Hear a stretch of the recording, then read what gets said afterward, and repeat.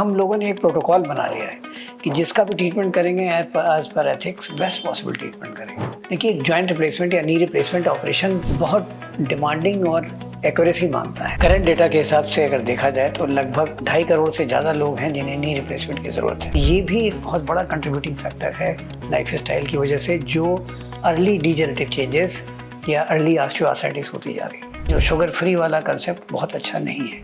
हालांकि ये चीज़ जो बिजनेस वर्ल्ड ने छुपा रखी है, सुन के ताज्जुब हुआ कि बहुत से पेशेंट सिर्फ डेट लेने आते हैं, उनको मालूम है कि मेरा इतना खराब हो गया वो ऑपरेशन से ठीक। जॉइंट रिप्लेसमेंट्स काउंट करें तो हम लोग जितने दिनों से कह रहे हैं we have done more than 17,000। अगर हम हाइपरबैरिक ऑक्सीजन थेरेपी लेते हैं ये रिसर्च में प्रूव्ड है कि 38% टेलोमियर की लेंथ बढ़ जाती है। अच्छा, 38%। स्टेम सेल 400 टाइम्स बढ़ जाते हैं। तो वो तो बैटरी रिचार्ज टाइप व्यवस्था हो गई जी। कि आज एक लड़का MS ऑर्थोपेडिक्स पास करके निकलता है और अपने नेम प्लेट में लिख देता है joint replacement surgeon.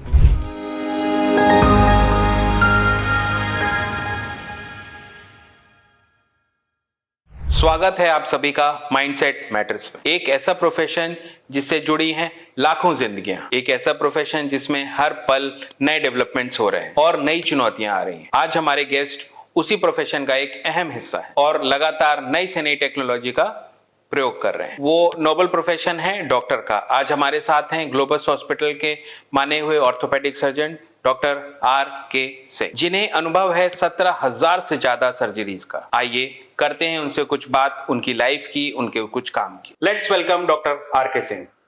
Hi sir, how you? Hi, absolutely fine. So, what made you decide that you want to be an orthopedic surgeon and you want to be a doctor? Please give us a little insight that how you decided and what took you to this place.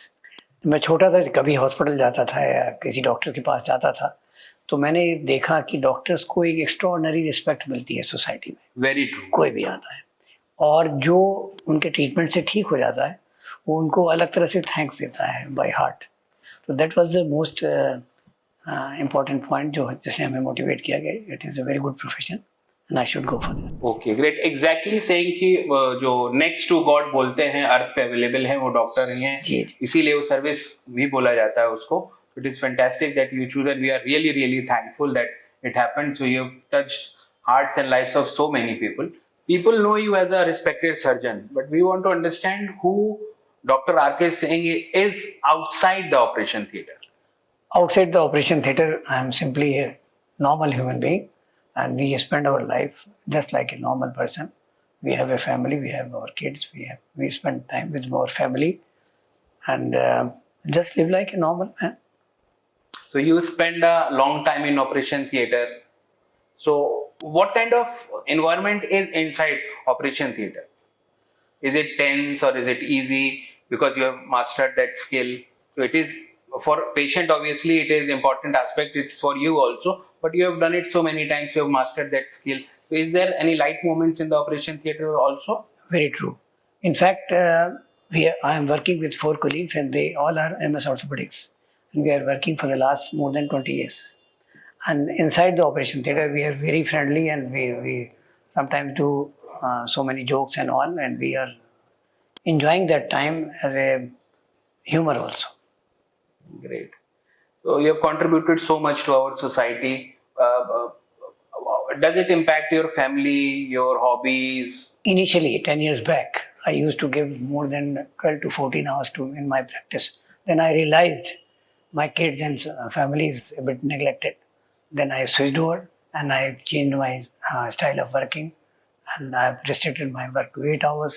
And now I give more time to my family and my kids, and I spend more time with my family.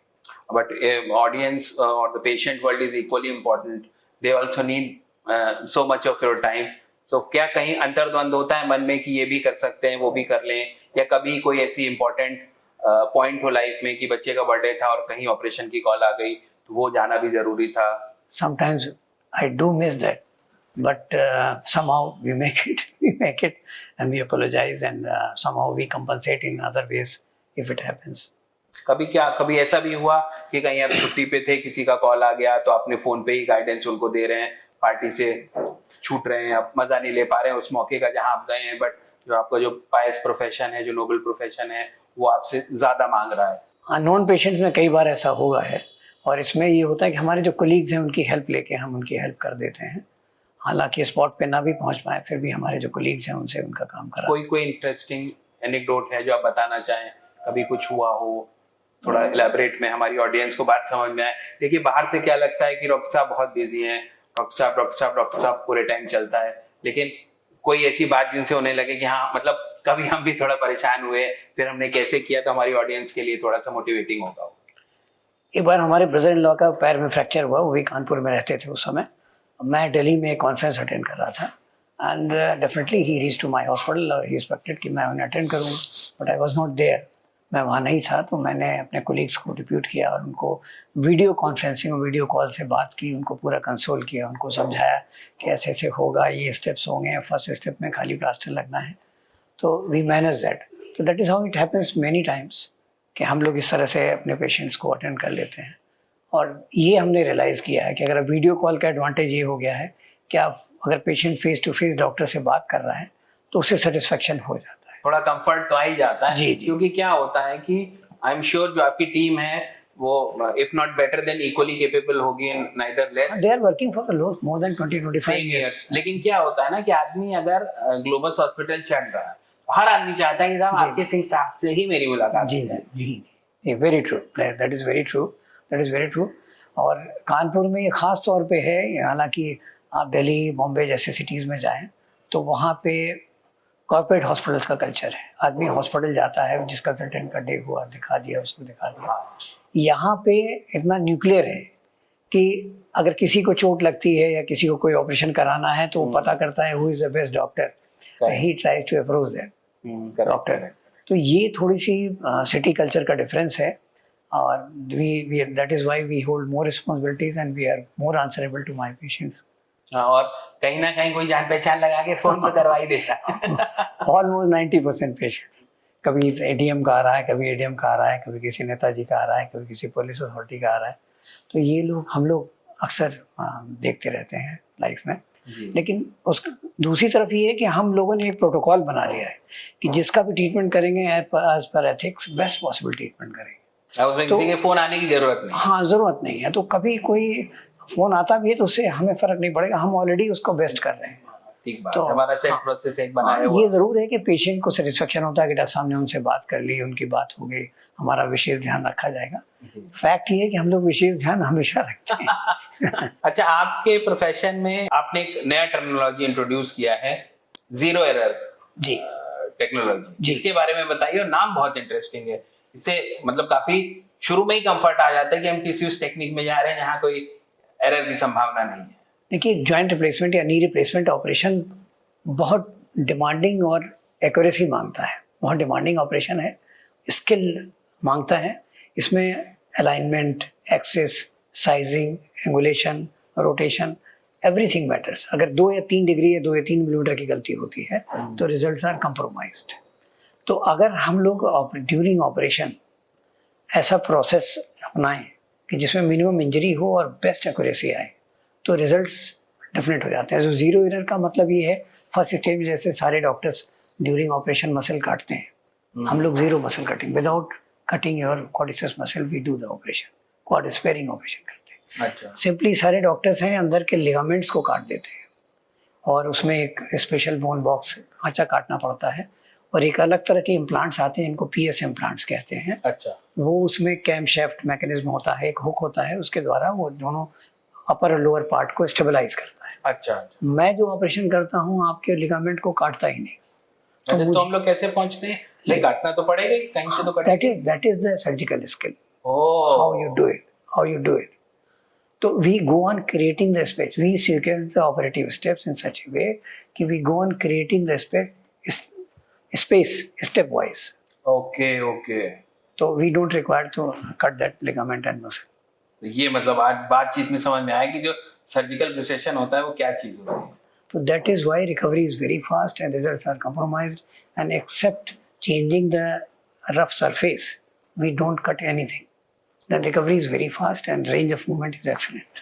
Okay. That is why we call it zero muscle cutting, zero ligament cutting, zero bone box cutting.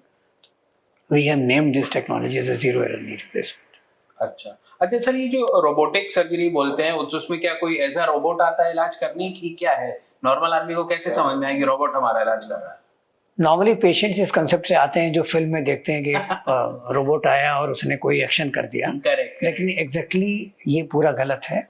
और robot एक तरह की technical machines हैं जिनमें कैमरे होते हैं और एक इस तरह की डिवाइसेस होती हैं जो ड्यूरिंग ऑपरेशन सर्जन को सिर्फ गाइड करती हैं कि क्या अलाइनमेंट आएगा, क्या एक्सेस हो गया, क्या साइज होगा, कितने मिलीमीटर का रिसेक्शन होगा।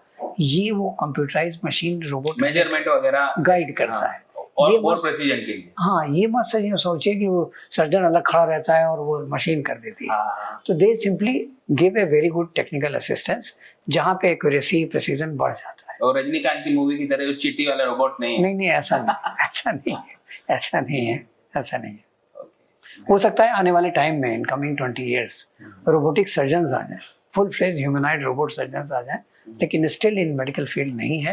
लेकिन वी आर एक्सपेक्टिंग कि बाई 2050 ऐसे सर्जन्स आ जाएंगे, ऐसी मशीन्स आ जाएंगी जो डायरेक्टली ऑपरेट कर देंगी। अच्छा ये बताइए, एक और हम लोग ने कई वीडियोस में इनमें देखा हुआ है कि लॉन्ग डिस्टेंस ऑपरेशन होता है, मतलब you are sitting here in Kanpur and you are operating somebody may be in Ahmedabad, Bombay और some other part of the world. ये रिमोट सर्जरी का सिस्टम होता है जी। इसमें होता ये है कि सपोज हार्ट का ऑपरेशन एक सर्जन कर रहा है तो उसके स्टैंडर्ड प्रोसीजर है। Correct correct. तो वहाँ पे असिस्टेंट सर्जन ने एक्सपोज कर दिया, हार्ट को एक्सपोज कर दिया, कैमरे सब लगे हैं, 3D वाली डिवाइसेस लगी हैं। वो रियल सर्जन दूसरे सिटी में बैठा हुआ है, वहाँ पे वो मॉडल पे का ये प्रोसीजर करता है। अच्छा। उस मॉडल पे जो प्रोसीजर करता है वही प्रोसीजर उस पर रिपीट होता है। ओके।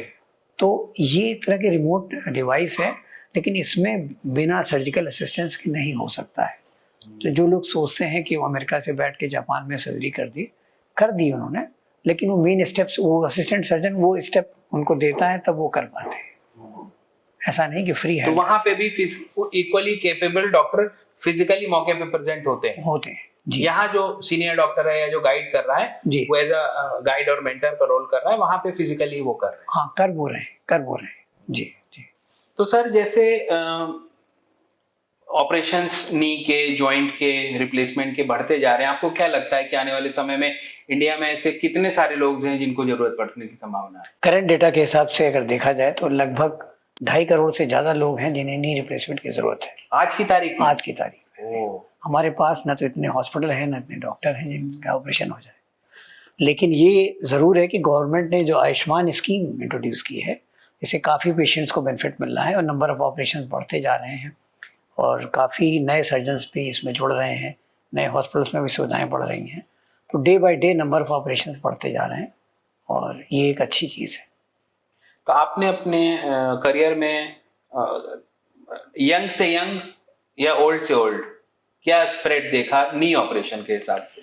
नी ऑपरेशन में नॉर्मली हमने 28 और 32 साल के लेडी पेशेंट्स का भी ऑपरेशन किया है और अभी मेरे यहाँ एक एडमिट हैं, उनकी एज 86 ईयर्स है, बट ही सेड कि मैं अपने बच्चों का हाथ पकड़ के नहीं चलना चाहता, मेक मी इंडिपेंडेंट।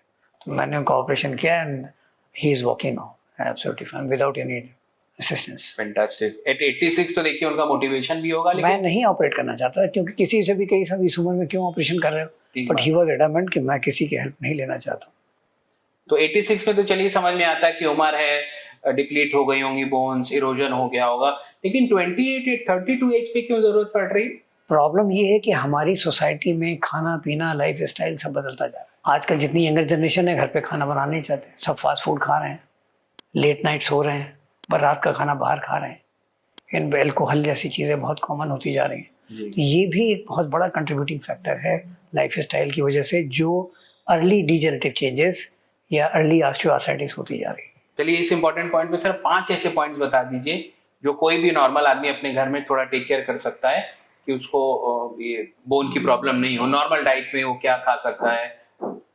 इसमें देखिए सबसे इम्पोर्टेंट चीज़ है vitamin D. Normal sun exposure कम हो गया है, तो अगर आपका sun exposure day to day life में मोर देन 20 मिनट्स है, लेस देन 20 मिनट्स है, उस कंडीशन में आपको vitamin D supplement time to time लेना चाहिए और साल में 1-2 बार विटामिन डी का टेस्ट कराना चाहिए। अच्छा, तो विटामिन डी में सर ये एक्सप्लेन कर दीजिए क्या हमको जो धूप में डायरेक्ट होना चाहिए कि डिफ्यूज लाइट भी चल रही है, कि पक्की धूप में डायरेक्ट होंगे तभी 20 मिनट माने जाएंगे? आपकी स्किन पे जो डायरेक्ट धूप पड़ती है उससे ही विटामिन डी बनता है। ओके। तो ये अर्ली मॉर्निंग या लेट इवनिंग्स में आप आउटडोर एक्टिविटी कर रहे हैं, गेम्स खेल रहे हैं, टहल रहे हैं, तो थोड़े से हाथ पैर खोल के ऐसा करें तो आपको विटामिन डी सफिशिएंट मिल जाता है। 20 minutes exposure per day is enough. अगर नहीं हो पा रहा है तो आप you should take vitamin D supplements. Okay, एक तो बात हो गई विटामिन डी सप्लीमेंट लेना है। दूसरा, डाइटिक में कुछ जो फास्ट फूड्स हैं और शुगर स्पेशली, ये बॉडी में इन्फ्लेमेशन और डिजेनरेटिव चेंजेस बढ़ाता है।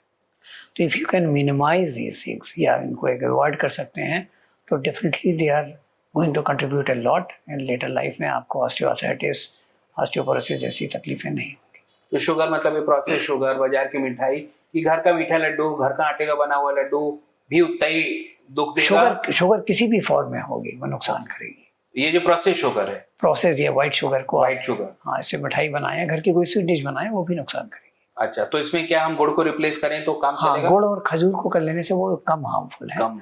फिर भी ओवरऑल इनटेक बहुत ज्यादा नहीं होना चाहिए, कम ही रखना चाहिए। अच्छा, और ये जो स्टीविया, शुगर, प्रोसेस, सुक्रोज और ये सब जो कॉम्प्लेक्स केमिकल्स शुगर के नाम पे मिल रहे हैं डाइट कोक में, सुक्रोज के लिए समझने की चीज ये है कि this is nothing but A hardened sugar, और लॉन्ग टर्म में ज्यादा कंजम्पशन इवन कार्सिनोजेनिक होता है। हालांकि ये चीज जो बिजनेस वर्ल्ड ने छुपा रखी है, तो this is not very good. तो ये जो शुगर फ्री वाला कंसेप्ट बहुत अच्छा नहीं है। इसकी जगह आप स्टीविया ले लें या दूसरे खजूर खा लें, that is a better option, that is a better. But overall simplified है कि हमको शुगर का कंजम्पशन ही कम रखना चाहिए। कम रखना चाहे शुगर हार्मफुल है, चाहे घर का बनाओ बाहर का बनाओ, वो अलग। बाहर में और अदर केमिकल्स भी हैं, बट शुगर तो कम करनी ही पड़ेगी। कम करनी ही पड़ेगी, कम करनी। ओके, तो दो चीजें हो गई, शुगर हो गई, एक हमारी विटामिन डी हो गई। तीसरा इंपॉर्टेंट चीज है कि हमें डे टू डे लाइफ में खाना ऐसा हो गया है जिसमें कैल्शियम कम हो गया है। ओके।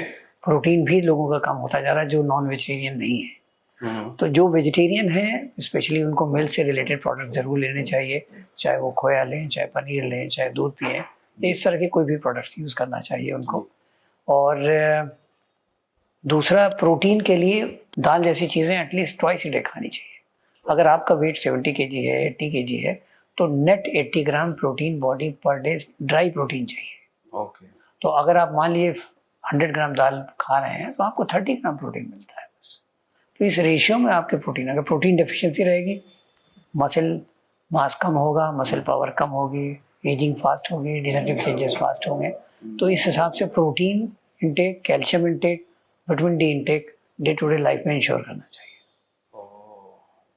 हाँ, क्योंकि जो नॉन वेजिटेरियन है उनके लिए तो चैलेंजिंग है, क्योंकि अवेलेबिलिटी रिस्ट्रिक्टेड है और आप दाल कितनी ही खा लोगे अगर उतना चाहिए। अच्छा, ये जो प्रोटीन सप्लीमेंट है ये तो बहुत सूटेबल नहीं होते हो? ये बहुत सूटेबल नहीं होते।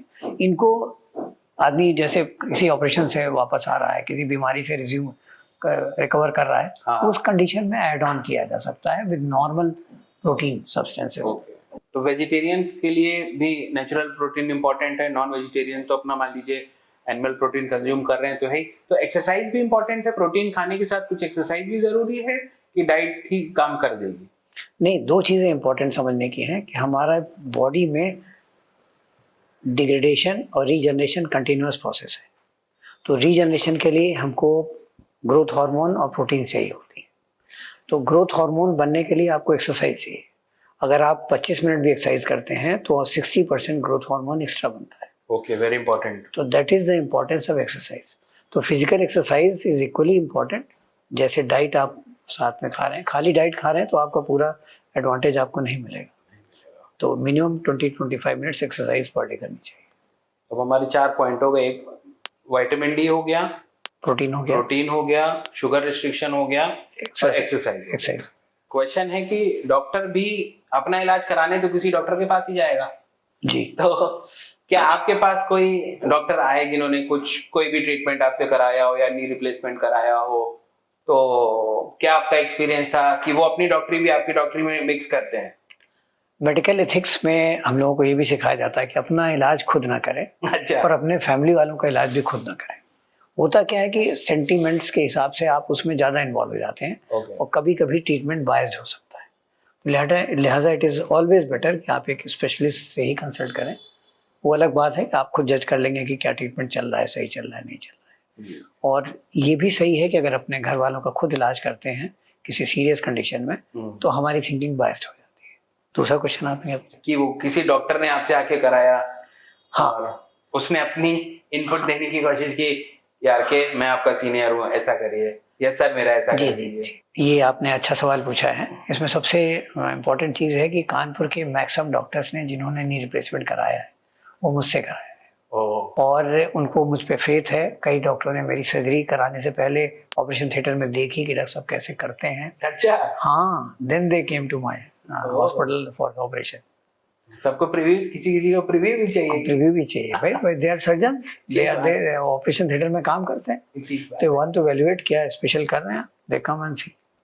फिर उन्हें सेटिस्फेक्शन हुआ और कॉन्फिडेंस आया, तो फिर उन्होंने मुझसे सीनियर सर्जन्स और सीनियर फिजिशियंस के हमने ऑपरेशन किया। तो चलिए, अच्छा है कि वो इवैल्यूएशन भी मिला, और उनका जब कंफर्ट आ जाता है तो एक हमारी ब्रांडिंग में भी इम्प्रूवमेंट आता है। जी जी जी। अब आपको क्या लगता है कि ये जो मेडिकल में एडवांसमेंट होते चले जा रहे हैं, जो हम लोग ने देखा कि रोबोटिक सर्जरी का भी है, तो future of medicine, future of operation क्या दिखाई दे रहा है हम लोगों का अगले 10, 15, 20 साल? इसमें दो चीजें इंपॉर्टेंट हैं। एक तो सर्जन्स के पॉइंट ऑफ व्यू से कि आज एक लड़का MS ऑर्थोपेडिक्स पास करके निकलता है और अपने नेम प्लेट में लिख देता है जॉइंट रिप्लेसमेंट सर्जन।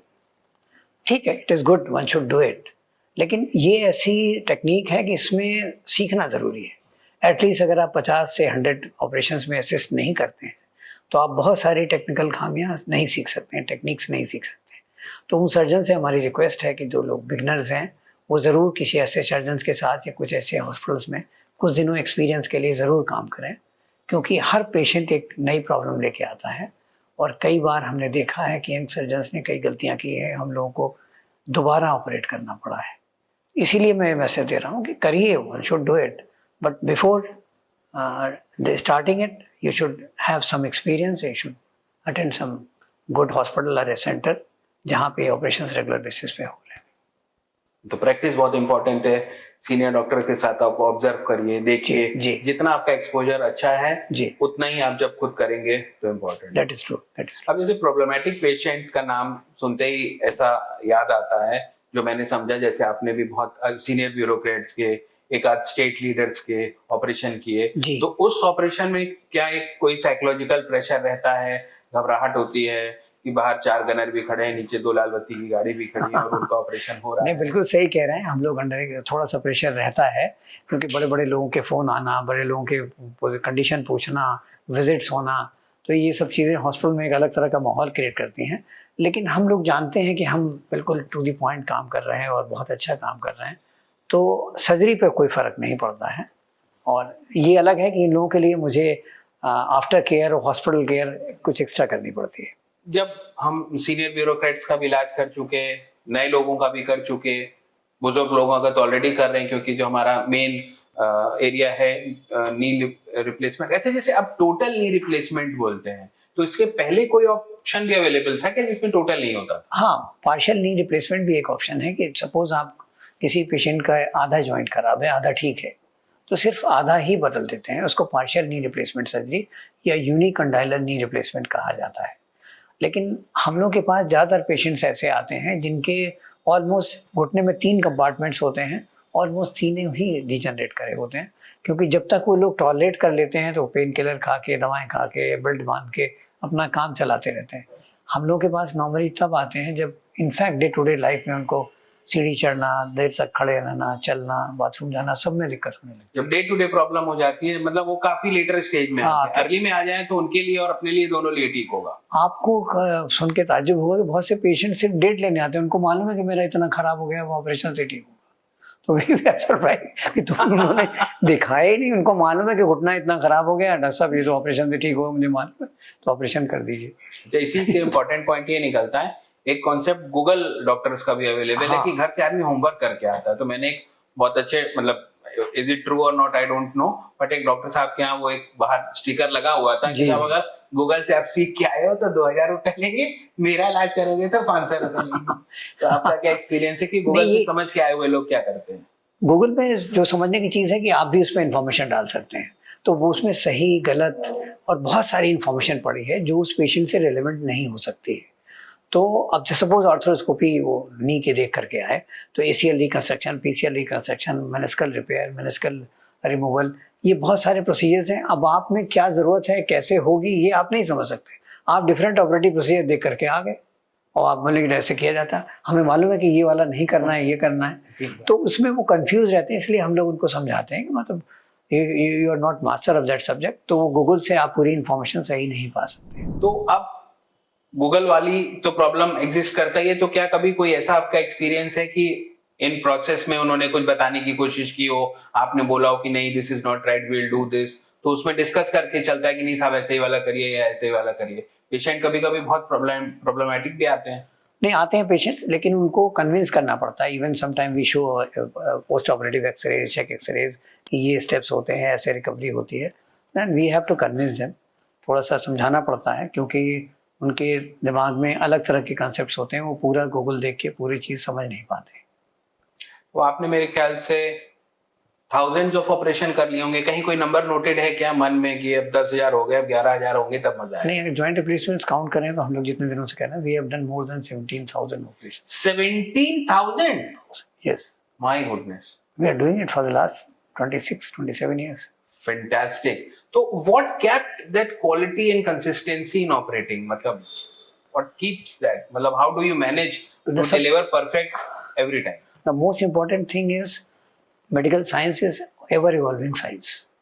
रोज नए इंस्ट्रूमेंट आ जाते हैं, रोज नए तरह के इम्प्लांट्स आ जाते हैं, रोज नई तरह की टेक्निक आ जाती है।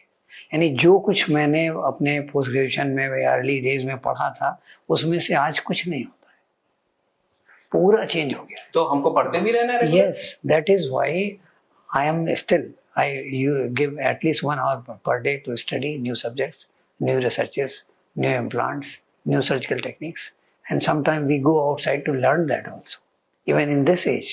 तो कंसिस्टेंसी जो आपकी है वो नॉलेज पे, ग्रोथ पे, तो एक और बहुत इंपॉर्टेंट पॉइंट मुझे इस टाइम पे लग रहा है पूछने में, क्योंकि आप इतने सालों से सर्जरी कर रहे हैं, तो क्या कोई ऐसा है कि कोई आया था पुरानी सर्जरी कराने, क्योंकि जैसा हम सुनते हैं घुटना 10 साल का है, 5 साल का है, 15 साल का है, 20 साल का है, तो कोई ऐसा भी इस टर्म में आज तक आया जिसका कि आपने पहले किया हो और उसका 15 साल का टर्म कंप्लीट हो गया तो फिर वो रिन्यूअल के लिए आ गया हो?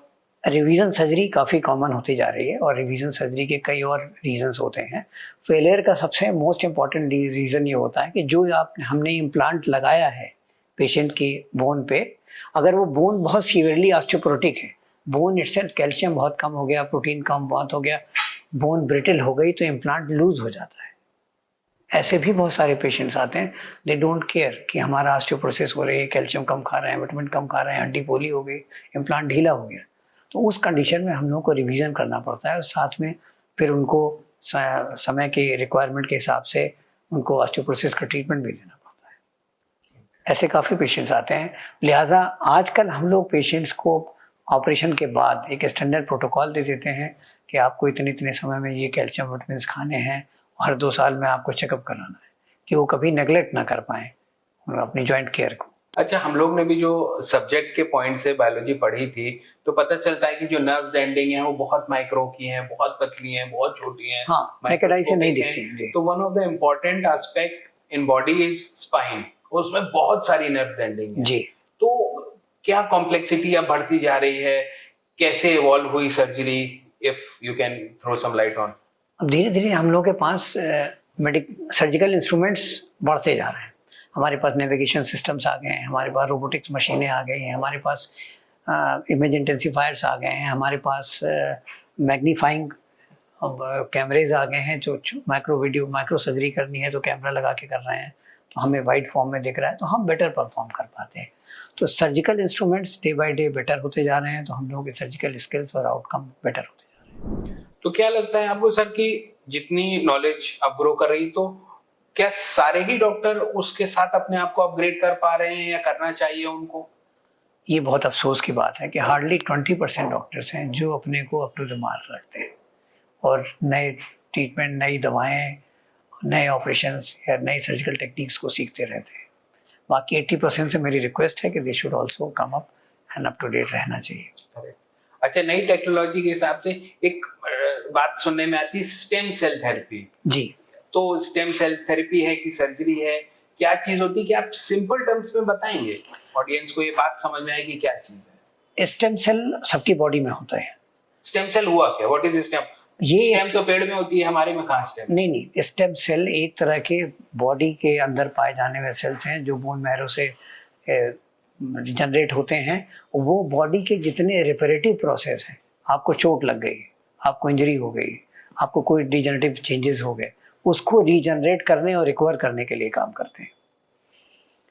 तो स्टेम सेल थेरेपी में हम लोगों ने लैब में ग्रो कराया स्टेम सेल, और एक पर्टिकुलर प्रॉब्लम के लिए उसको वहां पे इंजेक्ट कर दिया। ओके। अब ऑटोलॉगस स्टेम सेल भी है कि अगर आपको ज़रूरत है इसकी, तो आपका ही ब्लड सैंपल या आपका सैंपल ले लिया, उसको लैब में ग्रो कराया गया और उसको आपको इंजेक्ट कर दिया।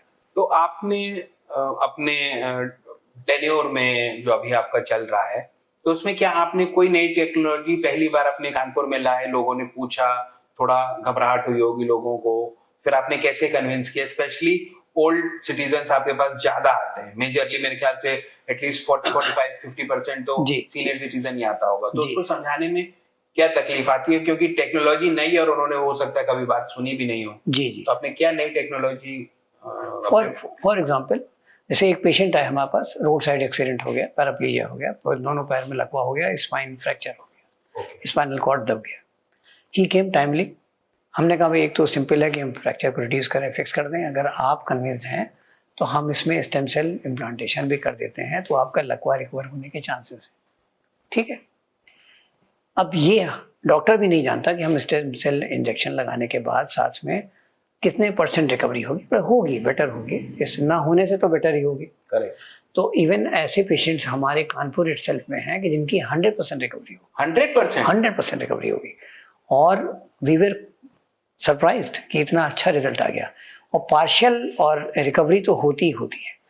तो टाइमली सर्जरी हो जाना, टाइमली स्टेम सेल इम्प्लांटेशन हो जाना, ये भी मायने रखता है। अब बताइए, अगर लोग नेक्स्ट टू गॉड बोलते हैं तो क्या गलत बोलते हैं? नहीं, ऐसा नहीं है, ये एस्टेब्लिश सर्जिकल टेक्निक्स हैं और ऑलरेडी। नहीं, I understand it is obviously a technique, but you have spent so much time learning them and perfect, क्योंकि हम लोग मेल प्रैक्टिस भी बहुत देख रहे हैं, एरर्स इन ऑपरेशन भी बहुत सुनाई देता है, क्योंकि भाई कोई भी पेशेंट किसी डॉक्टर के पास गया तो इंटायरली गुड फेथ में गया जी। तो कहीं ना कहीं देखिए कोई टेक्निकल एरर भी हो ही सकता है, लेकिन अब आप लोग टेक्निकल एरर्स भी हो सकते हैं। इसमें समझने की चीज ये है कि कभी कभी प्रॉब्लम भी इतनी ज्यादा कॉम्प्लेक्स होती है कि हमारे नॉर्मल ढंग से उसको नहीं सुलझाया जा सकता है। उस कंडीशन में इस तरह की चीज़ें होती हैं, और ये जो सर्जन का स्किल है कि अगर वो ऑपरेशन से पहले ये चीज़ें वो समझ सकता है, प्रेडिक्ट कर सकता है कि ऐसा हो सकता है, और उसके लिए प्रिपेयर्ड है, तैयार है। जैसे फॉर एग्जांपल, हम नी रिप्लेसमेंट सर्जरी कर रहे हैं, हमको अंदर फ्रैक्चर मिलता है कि कंडाइल डिजेनरेटेड मिलता है। अब नॉर्मल इम्प्लांट उसमें नहीं लग सकता, I should have augments supplement, जहाँ पे डैमेज है बोन उसके लिए ऑगमेंट होना चाहिए, जो उसको स्टेबलाइज करने के लिए एक्सटेंशन रॉड होनी चाहिए। तो हम ऐसे पेशेंट का ऑपरेशन तब करें जब मेरे पास ये एडिशनल चीज़ें हों, अदरवाइज हम करें नहीं तो वो फेल हो जाएगा। तो यही लर्निंग का प्रोसेस मेडिकल सर्जन्स के लिए है कि अगर ऐसे कॉम्प्लेक्स पेशेंट्स को डील कर रहे हैं तो हमें पूरी कॉम्प्लेक्स इन्वेंटरी भी मेंटेन करनी चाहिए टू डील सच प्रॉब्लम्स। तो इतना कॉम्प्लेक्स ऑपरेशन सक्सेसफुल होता है तो उसमें आपको सक्सेस की फील आती है? उसमें आती कि जो समाज में आपको तमगे, मेडल्स, अवार्ड्स, IMA या कोई नेशनल कंपनीज या कोई गवर्नमेंट इंस्टीट्यूशन आपको अवार्ड देता है, तो वो ज्यादा अट्रैक्टिव है कि एक कोई बूढ़ा इलाज करके स्माइल करता हुआ आया और उसने 1 हफ्ते महीने बर्बाद आपको थैंक यू बोला? टू बी ऑनेस्ट, ये अवार्ड्स कोई मायने नहीं रखते हम लोगों के लिए।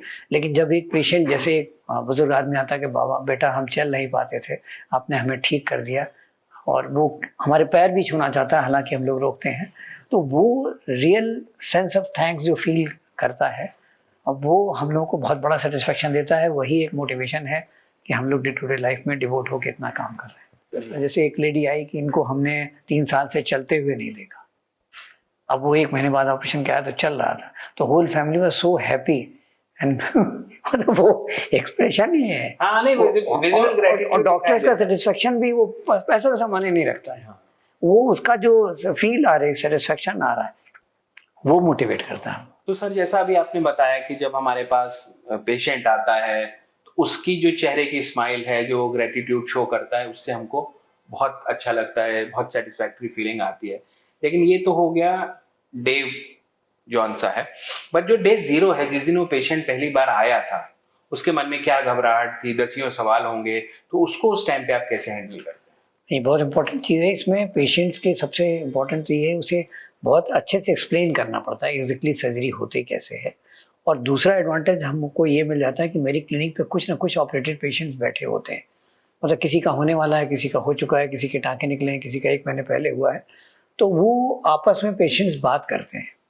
तो that is a real convincing point कि आपका बगल में ऑपरेशन 10 दिन पहले हुआ है, इनका 1 महीने पहले हुआ है, एंड वो सेटिस्फेक्शन लेवल सामने देख लेते हैं, तो वो बहुत बड़ा मोटिवेशन पॉइंट हो जाता है। तो लाइव टेस्टिमोनियल जैसी चीज होगी, सामने। आदमी बैठा है, भाई पूछ लीजिए सामने। आपको कितना समय लगा, हाँ, शुक्ला जी आपको ऑपरेशन, हाँ, that is true, that is true. बहुत बहुत बहुत बढ़िया। तो टेस्टिमोनियल वहीं अवेलेबल है, वेबसाइट पे तो जो है वो है, जी, जी। बगल में बैठे आदमी से आप पूछिए जी, जी, क्या जी। बहुत अच्छा। अब जैसे सर ये सब इलेक्टिव सर्जरी का जो कॉन्सेप्ट होता है कि साहब हमें तकलीफ है, धीमे धीमे हमें प्रॉब्लम आई, फिर हमने आपसे पूछा, 1 आध महीने डिले किया, बहानेबाजी की, लेकिन जब बिल्कुल परेशान हुए तो आपके पास आना पड़ गया। बट एक केस वो भी हो सकता है कि एक्सीडेंटल है, कोई हाईवे पे कोई एक्सीडेंट हो गया और वो एकदम से अपने पास आया। अब इसमें हम कोई तैयारी तो कर नहीं सकते हैं उसमें, तो उसमें कैसे क्या माइंडसेट रहता है उस ऑपरेशन थिएटर में आपका, डॉक्टर्स का, टीम का? वहाँ पे हमारे हॉस्पिटल में एक एडवांटेज है कि हम लोग ऑपरेशन से रिलेटेड इम्प्लांट्स, इन्वेंटरीज, इंस्ट्रूमेंटेशन इतना वाइड रेंज में है कि हम किसी भी कॉम्प्लेक्स सिचुएशन को हैंडल कर सकते हैं। तो उन पेशेंट्स में भी हम लोग we are able to manage those cases. और बहुत एक एक्स्ट्राऑर्डिनरी केसेस होते हैं जिनमें जैसे ट्यूमर हो गया या फ्रैक्चर से बोन लॉस हो गया, ऐसे भी केस आते हैं कि वो एक्सीडेंट रोड पे हुआ, एक हड्डी का टुकड़ा सड़क पे छूट गया, घुटने का पार्ट। अब आप क्या करेंगे? Then we have a modular system, फिर पूरा का पूरा बोन या जॉइंट पूरा का पूरा रिप्लेस करते हैं। लेकिन उसके लिए भी हम लोग के पास बैकअप है। अच्छा, इन्वेंट्री है हमारे पास, तरह तरह के इम्प्लांट्स अवेलेबल है, मतलब we are ready for strike one mode में है। सारी चीज तैयार है, सारी व्यवस्था है, कहीं जाना नहीं, किसी भी चाहे इलेक्टिव चाहे कोई कैसा भी हमारे पास आ जाए तो हम we are able to manage. अच्छा, इसी में एक और थोड़ी सी ग्रे एरिया क्वेश्चन है, विदाउट नेमिंग एनीबॉडी, बहुत सारे ऑपरेशंस होंगे जो किसी दूसरे हॉस्पिटल में थोड़े खराब हो गए, किसी दूसरे एस्टेब्लिशमेंट में खराब हो गए। अब वो खराब केस हमारे पास रेफर करके किसी ने भेजा, अब हमको एक ऑलरेडी किसी डॉक्टर का, किसी हॉस्पिटल का खराब करा हुआ ट्रीटमेंट है, उसको सुधारना है, तो ऐसे भी कोई केस आते होंगे आपके पास? ऐसे काफ़ी केसेस आते हैं जो पेरिफेरी में कुछ हॉस्पिटल में हो गए, या तो इन्फेक्शन हो गया, या इम्प्लांट फेलियर हो गई, इम्प्लांट लूज हो गया, या वुंड हील नहीं हुआ, तो उन सब केसेस में हम लोगों को रिवीजन सर्जरीज करनी पड़ती हैं।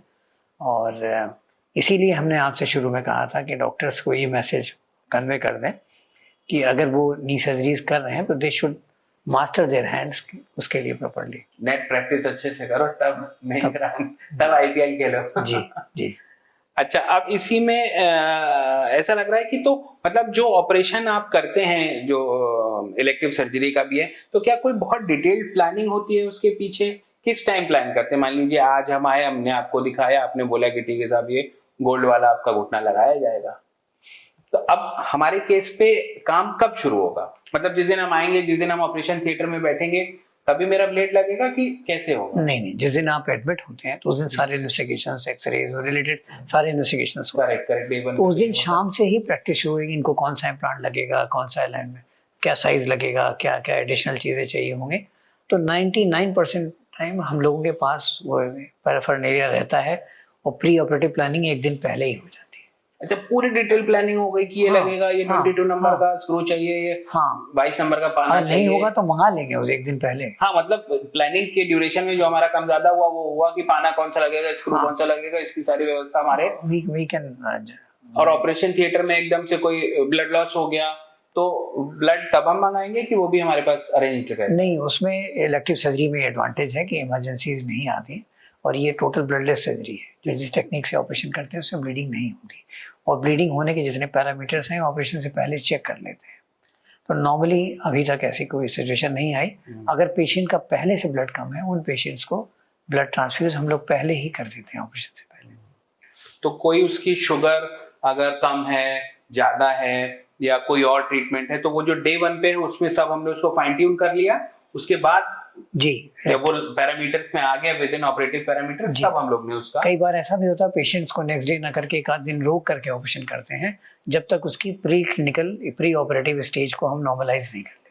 तो सर इतना सब तैयारी करने में, मतलब आई एम श्योर जब आप इतना प्रोसीजर में तैयारी करते हैं तो अपनी family life, work life balance, ये सारी व्यवस्था में भी उतना ही प्रिसीजन होता होगा, लेकिन कहीं ऐसा लग रहा है मुझे कि इतने सीरियस प्रोफेशन में रहने में कुछ तो फैमिली में थोड़ा तो कॉम्प्रोमाइज हो ही जाता होगा, मैम को, किड्स को, तो वो कैसे मैनेज करते हैं? नहीं, ये सही कह रहे हैं आप। शुरू में इसलिए हम लोगों ने अपने वर्किंग डेज थोड़े से, जैसे संडे फुल ऑफ कर दिया है, सैटरडे हाफ डे ऑफ कर दिया है, तो इससे थोड़ा सा टाइम मिल जाता है, तो वही से अपनी फैमिली को दे पाते हैं।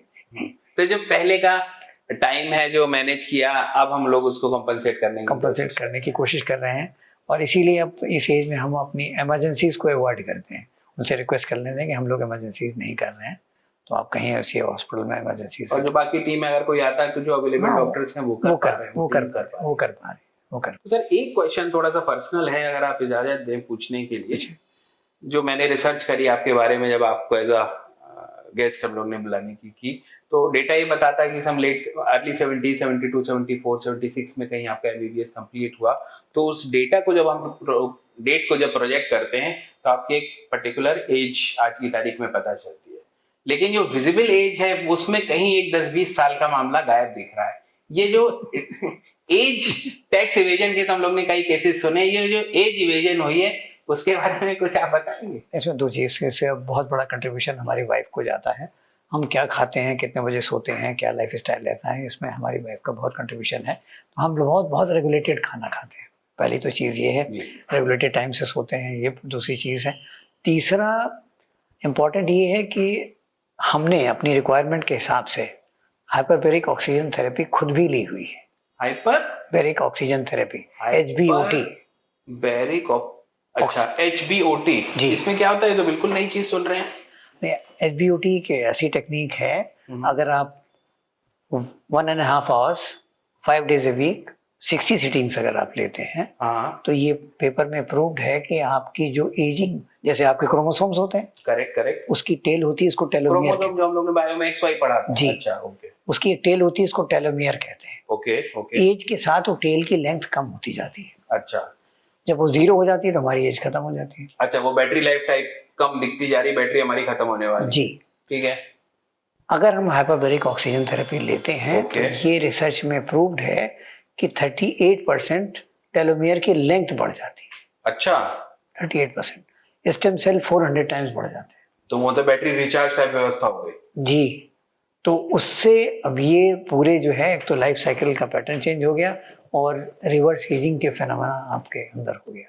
वो भी एक बहुत बड़ी तो दो चीज इंपॉर्टेंट है, एक अच्छी बीवी और HBOT का ट्रीटमेंट। तो ये दोनों का कॉम्बिनेशन अगर ठीक है, वरना तो HBOT से कितना भी बढ़ाते रहिए, घर में आपकी उम्र कम कर देगी तो आप क्या कर पाओगे। फैंटास्टिक। तो ये HBOT का ट्रीटमेंट प्रीमियम है थोड़ा कि कॉस्ट इफेक्टिव है? कोई आपके यहाँ आएगा तो कैसे बात करे, क्या करे? नहीं, रूटीन में कंसल्टेशन में हम लोग हमसे मिलने पर बता देते हैं कि इसकी क्या रिक्वायरमेंट है। नॉर्मली इसका सबसे इम्पोर्टेंट चीज़ है कि इसमें आपको रेगुलर बेसिस पे 5 days a week 1.5 आवर्स देने होते हैं। ओके। और वो भी आपको मिनिमम से 1.5 months to 3 months as per requirement. Visible changes 20 sittings के बाद आते हैं। ओके। 20 सिटिंग्स के बाद आपको फील होने लगेगा कि ये डिफरेंस हो रहा है, बॉडी में बेटर हो रहा है। ओके। तो ये तो फैंटास्टिक है। मैं कोशिश करूंगा कि किसी ने आके जरा 8-10 साल 12 साल हमारे भी कम हो जाए। और मैं अपनी वाइफ से रिक्वेस्ट करूंगा कि आपकी मैम से मिलके जरा कुछ और निंजा टेक्निक सीख लें। तो और फिर उसके बाद हम लोग कहीं डेटा इसमें शेयर करते हैं कि जनरल ऑडियंस को भी ठीक लगे। श्योर। अच्छा सर, ये बताइए कि जो अब आप फ्यूचर क्या देख रहे हैं मेडिकल लाइन का? मेडिकल लाइन का फ्यूचर बहुत विद इन 15 to 20 years 90% काम AI बेस्ड हो जाएगा। AI बेस्ड में ऐसे समझिए, जैसे for example arthritis rheumatoid arthritis लेते हैं। रिमोटॉइड आर्थराइटिस की 4 स्टेजेस हो सकते हैं। ओके। ठीक है, चारों स्टेज का मैथमेटिकल ट्रीटमेंट है कि फर्स्ट स्टेज में देंगे, सेकंड में ये, थर्ड में ये, फोर्थ में। अगर हम इसको कैलकुलेट कर लें और हमने डायग्नोसिस डाली रिमोटॉइड आर्थराइटिस स्टेज 3, तो ऑटो सेलेक्ट कर दिया उसने, तो धीरे धीरे ये पूरा ट्रीटमेंट कंप्यूटराइज्ड हो जाएगा ओके और एआई बेस्ड होने पे एक्यूरेसी बढ़ जाएगी। कंप्यूटर में हम ये जैसे मोर देन 36,000 मेडिसिन है। 36,000? यस, किसका किससे ड्रग इंटरेक्शन होगा, कौन किसके साथ नहीं दी जानी चाहिए, किसके साथ देने पे इसकी डोज कम हो जाएगी, हम कई बार नहीं याद रख सकते। हाँ, मतलब ह्यूमन की अपनी, लेकिन आज तक तो हम लोग कर ही रहे हैं, आप लोग कर ही रहे हैं अच्छे से। हाँ, तो उसके बट अगर एआई के आने से वो इम्प्रूव हो जाएगा। हाँ, तो गलती के चांसेस नेग्लिजिबल हो जाएंगे।